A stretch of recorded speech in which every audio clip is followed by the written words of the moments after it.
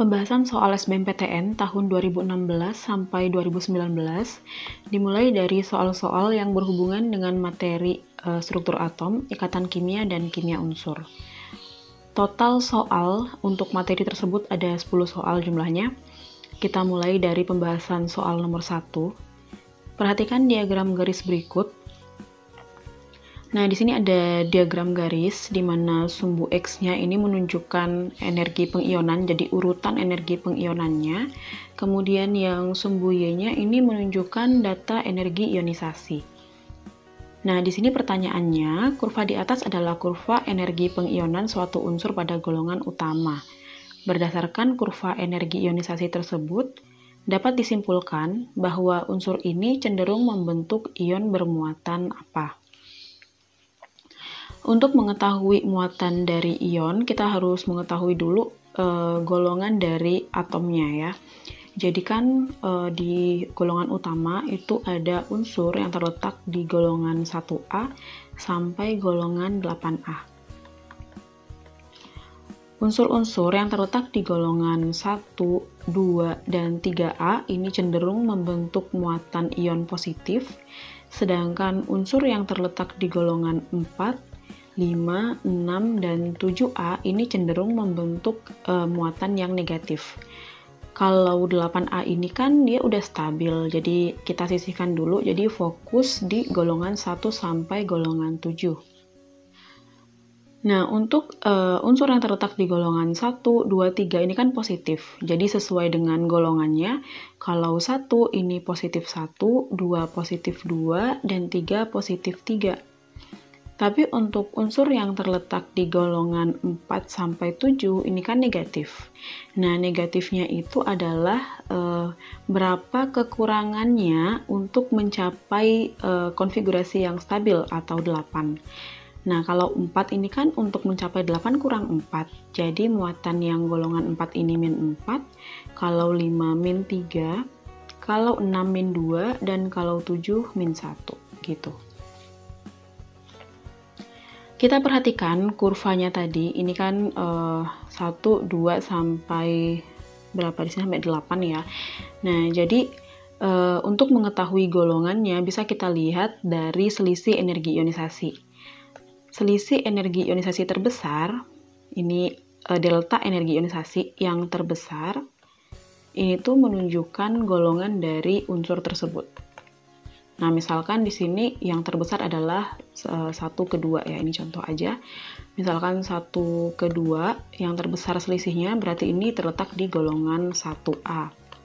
Kalau yang terbesar adalah 2 ke 3, maka unsurnya terletak di golongan 2A dan seterusnya. Nah, berdasarkan gambar kurva yang di nomor 1 atau gambar diagram ya, diagram garis maksudnya, yang di nomor 1, nah, ini kan selisih terbesar berarti yang paling curam nih. Di sini 6 ke 7 berarti yang ini. Nah, artinya karena selisih terbesarnya 6 ke 7, unsur itu terletak di golongan 6A.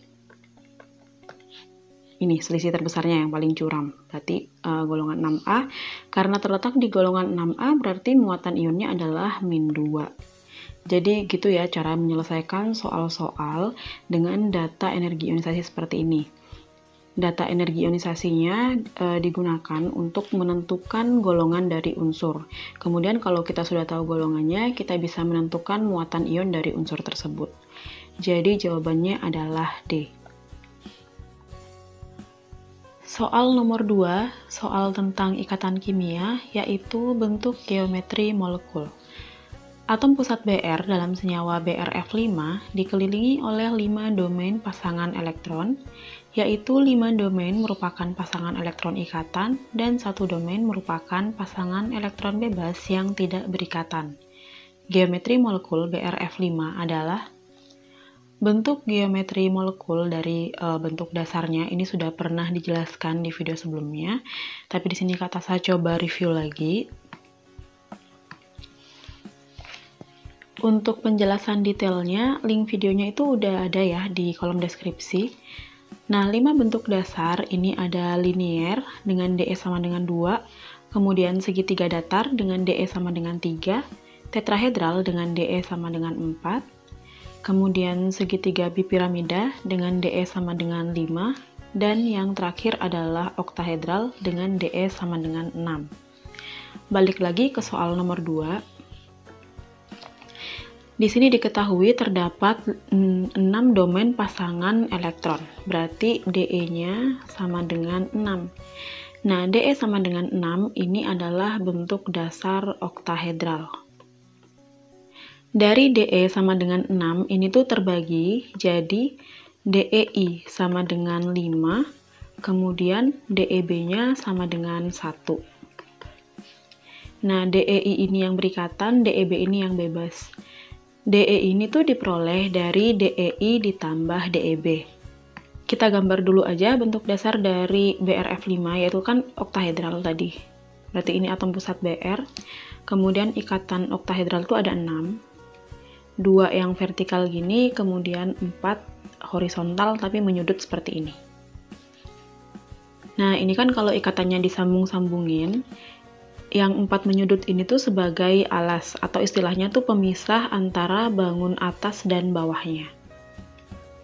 Kemudian untuk yang di atas ini tuh sebagai puncak.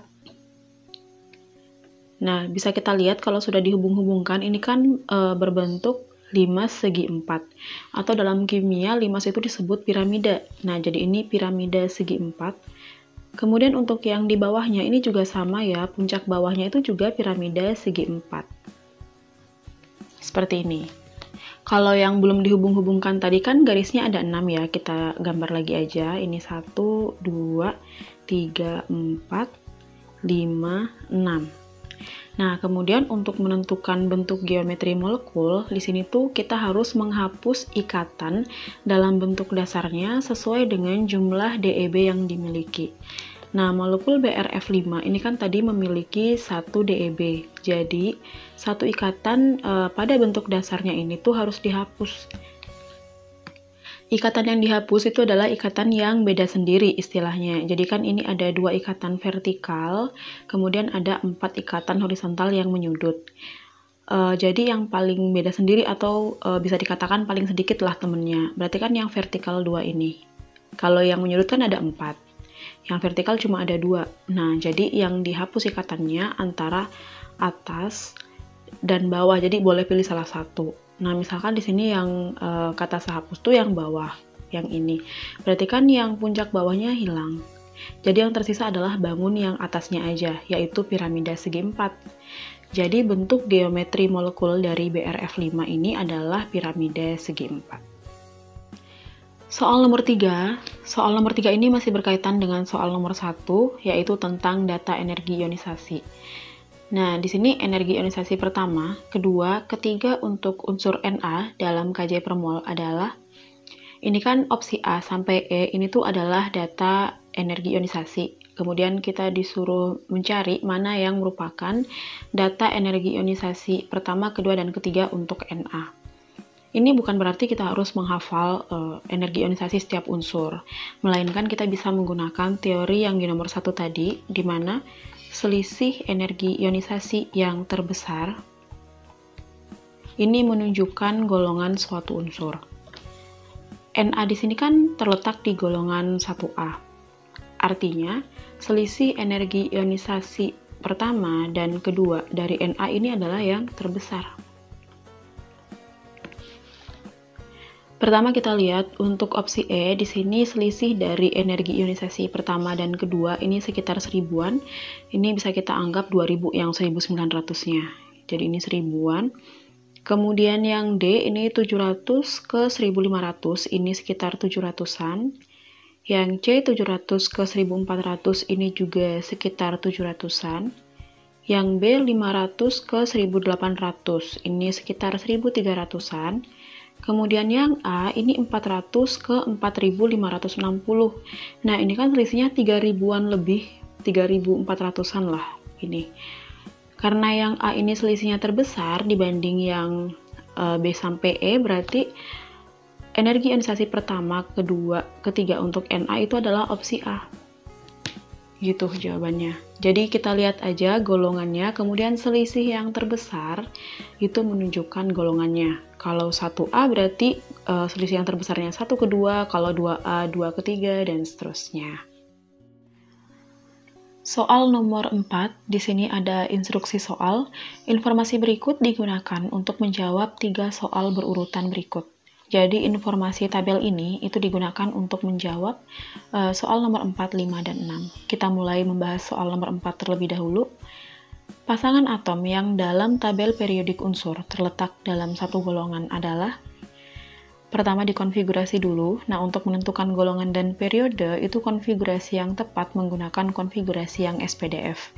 Dan agar tidak terlalu panjang, kita bisa menggunakan penyingkatan gas mulia. Pertama kita konfigurasi M dulu. Di sini kan nomor atomnya 4. Nah, jadi kita bisa menggunakan gas mulia He untuk penyingkatan. Prinsip penyingkatan menggunakan gas mulia ini adalah gas mulia yang digunakan itu nomor atomnya harus dekat dengan unsur yang dimaksud tapi tidak boleh melebihi. Nah, M ini kan 4. Berarti yang paling dekat itu He. Karena kalau kita pakai Ne kan 10, itu udah lebih dari 4. Jadi intinya gas mulia yang digunakan adalah gas mulia yang memiliki nomor atom terdekat dengan unsur yang dimaksud tapi tidak boleh melebihi. Lanjut, di sini He2 masih kurang kan untuk mencapai 4. Selanjutnya adalah 2S2. Kenapa di sini 2S2? Karena He itu kan golongan gas mulia urutan pertama. Nah, jadi setelah He itu harus yang 2, kulit kedua maksudnya. Nah, setelah M di sini tuh L. L ini kan nomor atomnya 8. Jadi kita masih menggunakan penyingkatan He di sini. He ini 2, setelah He berarti 2S2, ini kan masih 4. Kemudian setelah 2S2, urutan konfigurasinya adalah 2P. Nah, sisanya kan 4 ya, jadi kan ini udah ada 4, berarti kurang 4 di sini. Kemudian yang Z ini 9 nomor atomnya, kita masih menggunakan He. Setelah He ini 2S2, ini masih 4, berarti selanjutnya adalah 2P5. Kemudian Ki, nomor atom Ki ini 12. Nah, karena ini 12, kita bisa menggunakan penyingkatan Ne. Karena Ne ini nomor atomnya 10. Ini kan lebih dekat ya dengan 12. Ne ini adalah urutan kedua dalam golongan gas mulia. Jadi setelah Ne adalah kulit ketiga, yaitu 3S. Ini 3S2. Nah, ini pas ya, udah 12. Kemudian X ini nomor atomnya 20. Kita bisa menggunakan penyingkatan Ar, karena Ar ini memiliki nomor atom 18. Ar ini urutan ketiga dalam gas mulia, jadi setelah Ar adalah kulit keempat, yaitu 4S2. Udah pas ya, 20.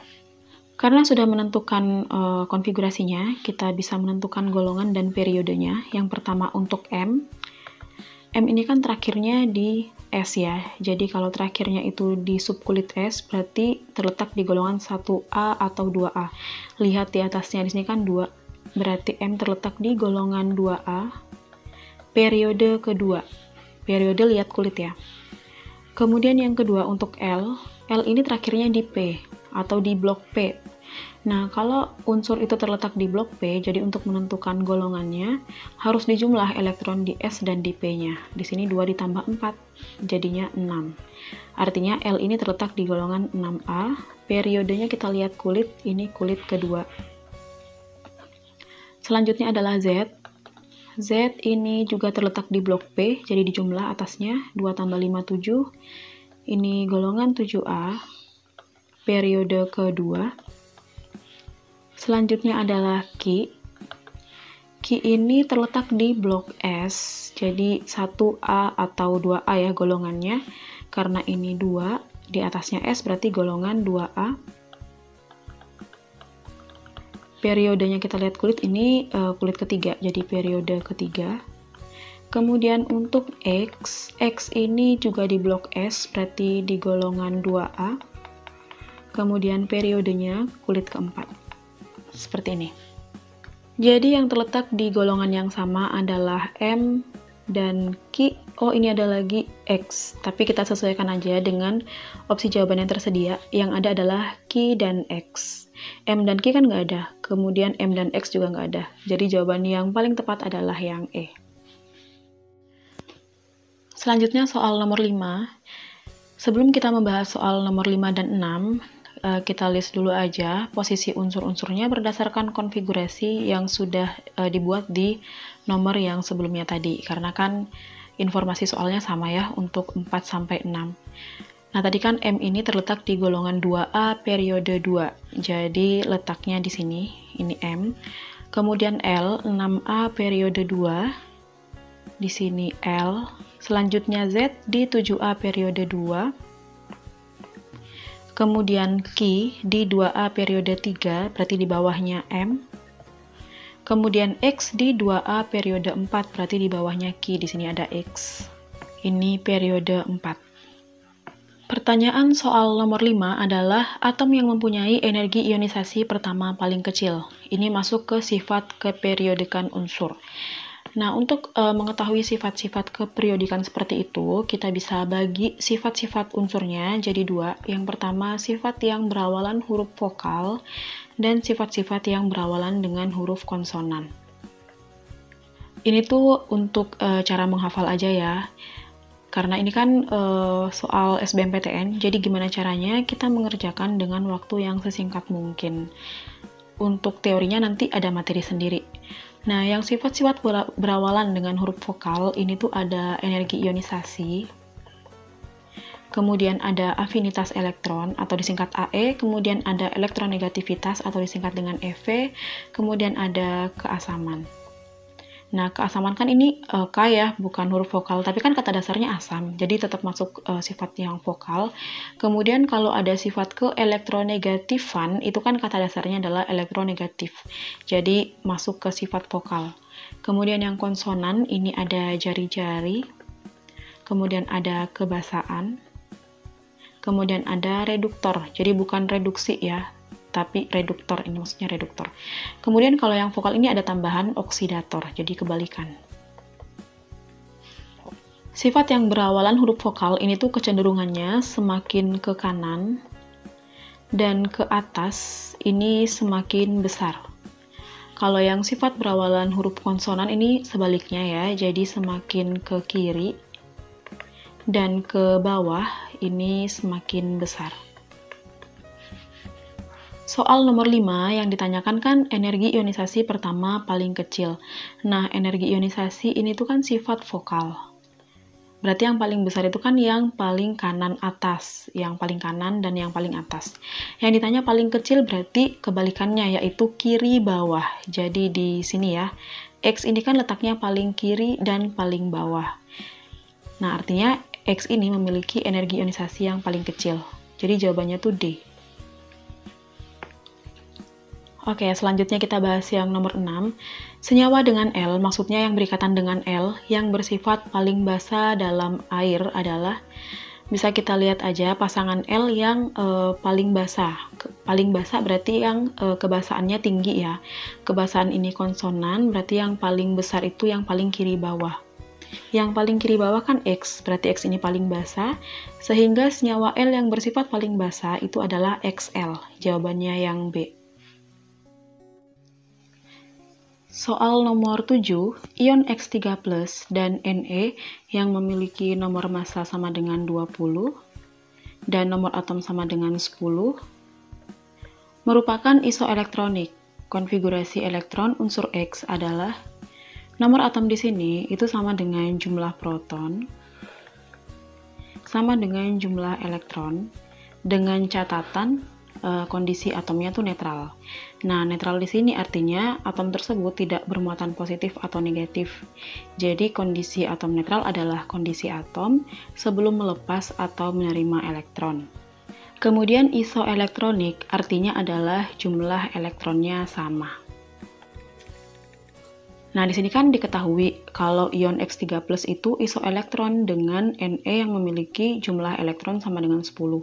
Karena di sini kan Ne-nya netral, jadi jumlah protonnya, nomor atomnya sama dengan jumlah elektron. Artinya, ion X3+ ini memiliki 10 elektron, karena isoelektronik dengan Ne tadi. Nah, yang ditanya adalah konfigurasi elektron unsur X. Yang ditanya konfigurasi elektron X pada saat netral. Artinya pada saat X belum melepas 3 elektron.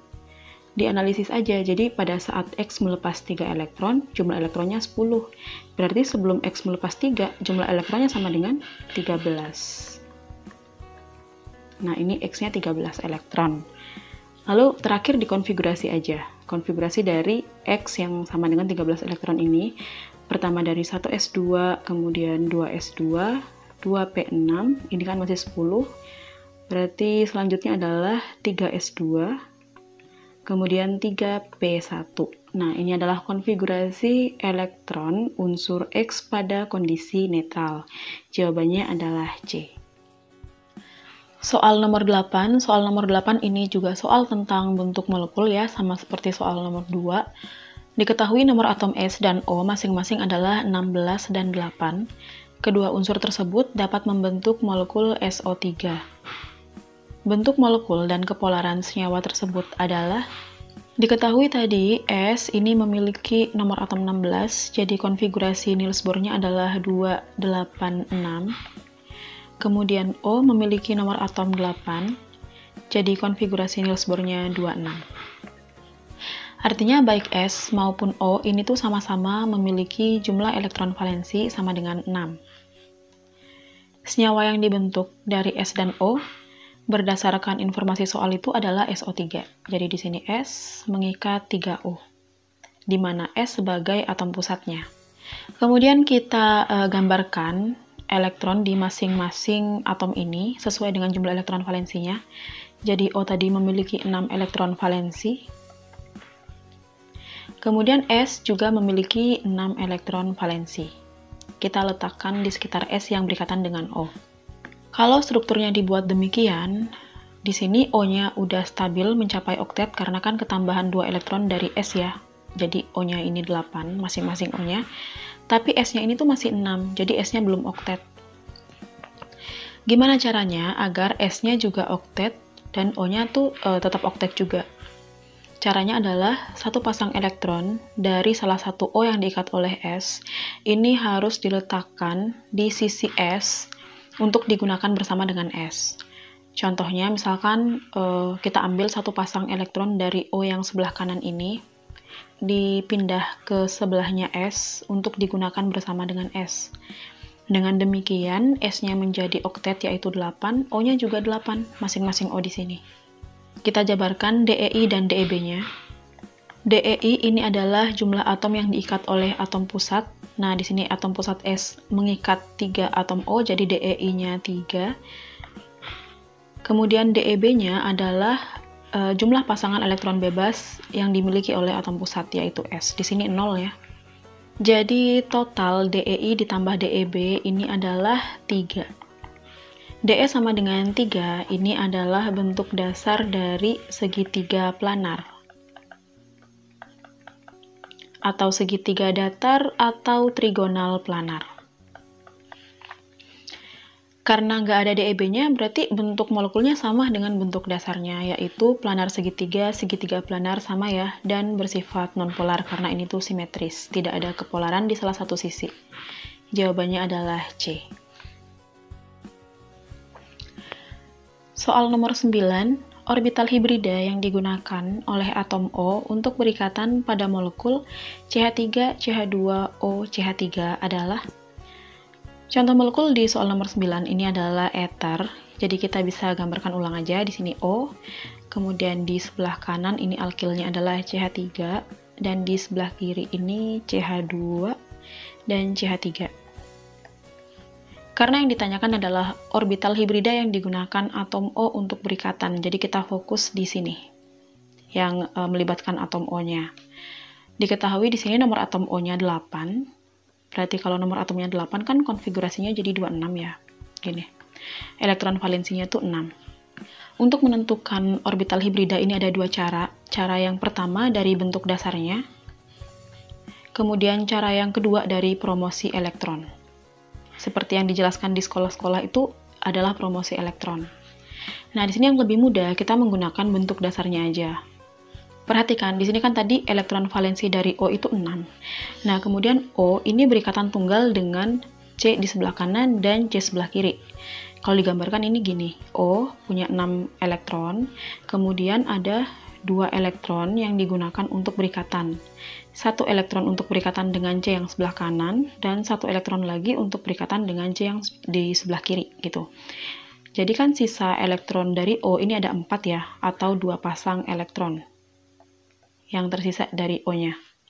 Kita jabarkan DEI dan DEB-nya. DEI-nya sama dengan 2 karena O ini kan mengikat 2 atom C. H di sini diikat oleh C, bukan diikat oleh O. Jadi yang kita fokuskan adalah atom yang diikat oleh O. Di sini 2, kemudian DEB-nya adalah jumlah pasangan elektron bebas dari atom O, di sini ada 2 pasang. Nah, jadi bentuk dasarnya kan sesuai dengan DE-nya ya, yaitu 4, berarti bentuk dasarnya adalah tetrahedral. Untuk menentukan orbital hibrida itu kan formulanya S, PX, DY. Jadi S ini maksimal 1, P maksimal ini 3, D maksimalnya 5. Tinggal kita urutkan aja, jadi urutannya itu SPD. Kalau linier itu kan DE-nya 2. Nah, berarti orbital hibrida untuk bentuk dasar linier itu adalah SP. Karena S ini 1, P maksimal 3. Kemudian untuk segitiga datar, ini kan 3. Berarti orbital hibridanya adalah SP2. Jadi orbital hibrida itu kita urutkan SPD-nya sejumlah dengan DE-nya. Intinya seperti itu. Kemudian kalau tetrahedral ini 4, berarti S-nya 1, P-nya 3. Nah, P3 ini udah maksimal. Jadi kalau kita lanjutkan ya, segitiga bipiramida ini kan DE-nya 5, berarti S-nya 1, P-nya 3, ini udah maksimal. Tapi kan harus 5 nih jumlahnya, berarti setelah P adalah D. Kemudian untuk oktahedral, DE-nya 6. Jadi di sini S, kemudian P-nya 3 udah maksimal, kemudian nambah D2 lagi, sehingga jumlahnya udah 6. Sesimpel ini menentukan orbital hibrida dari bentuk dasar.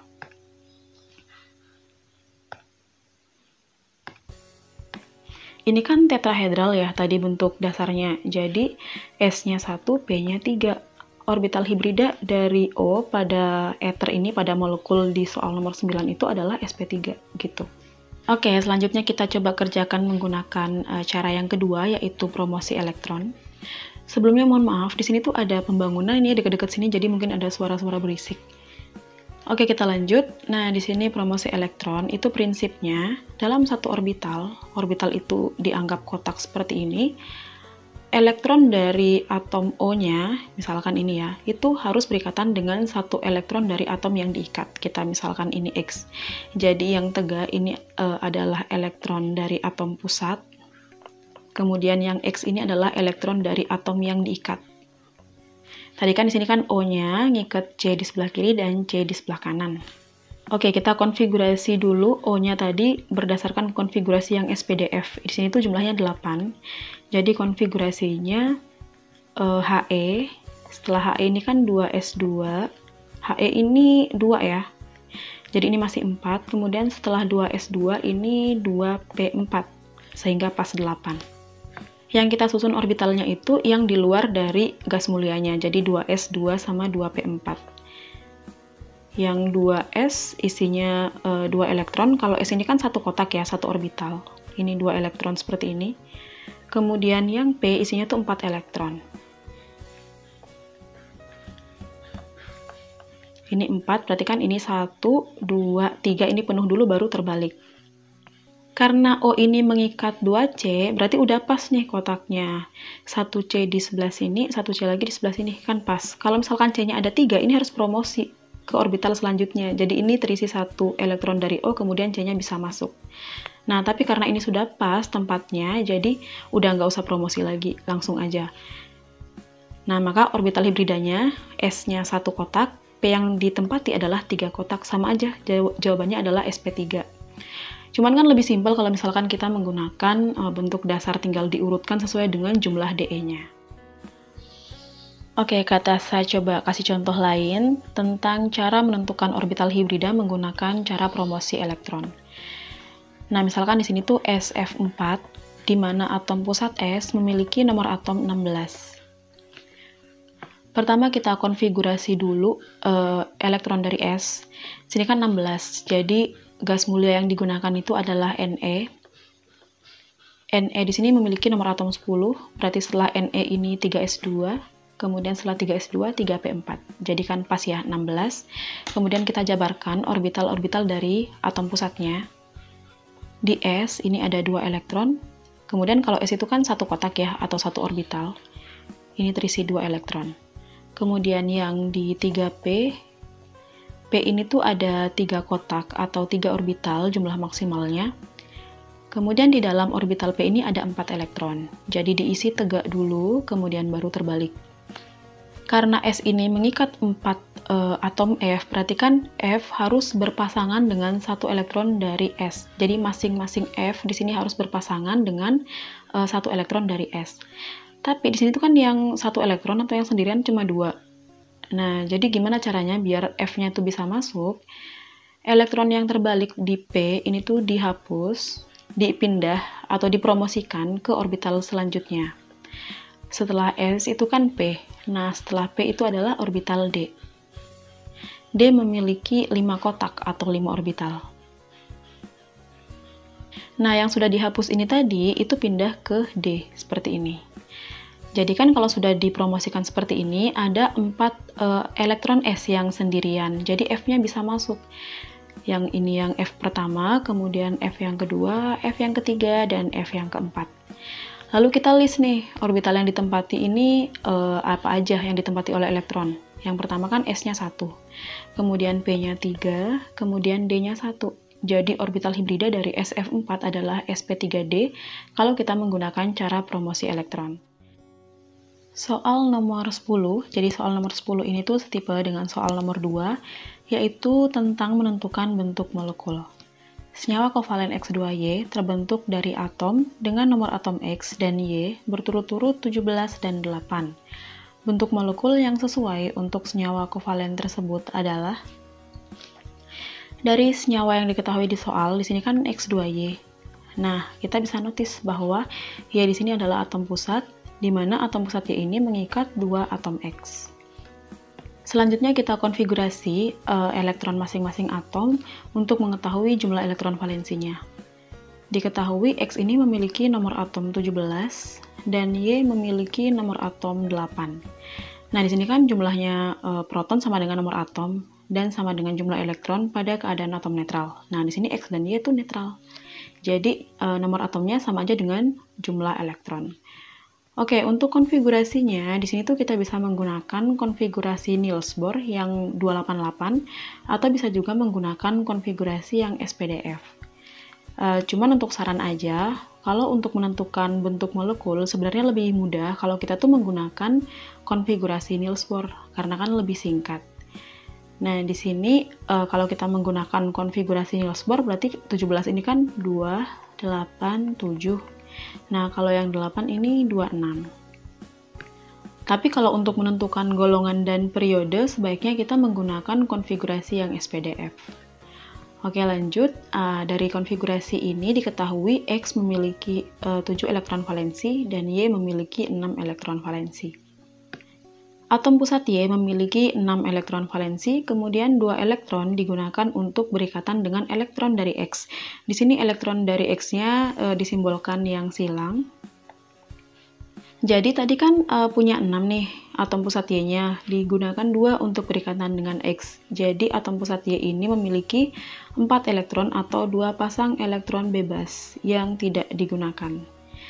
Kalau kita menggunakan istilah pasangan elektron berarti ada 2, kalau kita menggunakan istilah jumlah elektron berarti ada 4. Yang X ini tadi kan memiliki 7, ini udah ada 1, berarti sisanya ada 6 elektron ini di sekitar X-nya. Dengan demikian, X dan Y itu sama-sama membentuk konfigurasi oktet yang stabil, jadi sama-sama 8. Selanjutnya, untuk menentukan bentuk dasar, kita tentukan dulu DEI dan DEB dari senyawa X2Y. Pertama DEI, jadi DEI ini menunjukkan jumlah atom yang diikat oleh atom pusat. Nah, di sini kan ada 2 ya, atom pusat Y mengikat 2 atom X, jadi DEI-nya 2. Kemudian DEB ini tuh menunjukkan jumlah pasangan elektron bebas yang dimiliki oleh atom pusat, berarti ada 2 pasang. Kemudian DEI ditambah DEB ini adalah domain elektron atau DE, jumlahnya 4. Domain elektron ini tuh menunjukkan bentuk dasar dari senyawa. Kita perhatikan lagi yang sebelumnya tadi.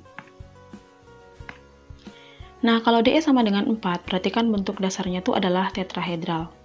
Kalau dibayangkan, tetrahedral ini bentuknya adalah seperti tripod, di mana yang bagian bawah ini tuh bentuknya adalah 5 segitiga. Kita bayangkan ya, tripod kan bagian bawahnya bentuknya seperti 5 segitiga, atau dalam kimia adalah piramida segitiga. Kemudian yang di atas ini adalah tiang dari tripodnya. Itu kalau kita membayangkan bentuk dasar dari tetrahedral ini. Balik lagi ke soal nomor 10, udah diketahui tadi bentuk dasarnya adalah tetrahedral. Jadi kita gambar dulu bentuk dasarnya.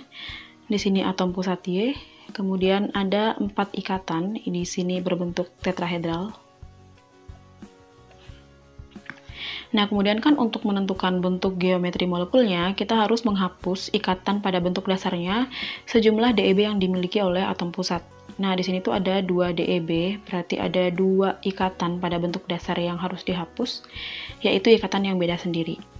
Kita perhatikan, di sini ada 3 ikatan di bagian bawah yang berbentuk limas tadi, kemudian 1 ikatan di bagian atas, berarti hapus dulu yang atas. Udah ada 1 yang dihapus, jadi kurang 1 lagi, karena DEB-nya ada 2. Sisanya kan 3. Nah, 3 ini tuh sama semuanya posisinya di bawah dan sama-sama menyudut seperti ini. Jadi terserah aja kita mau hapus yang mana. Misalkan di sini kita hapus yang di sebelah kanan.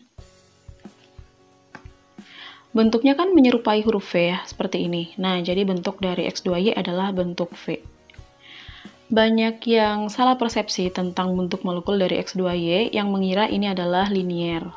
Dengan memperhatikan jumlah yang diikat nih ada 2 nih. Nah, tapi ingat, yang kita lihat itu bukan hanya jumlah atom yang diikat, tapi juga DEB-nya.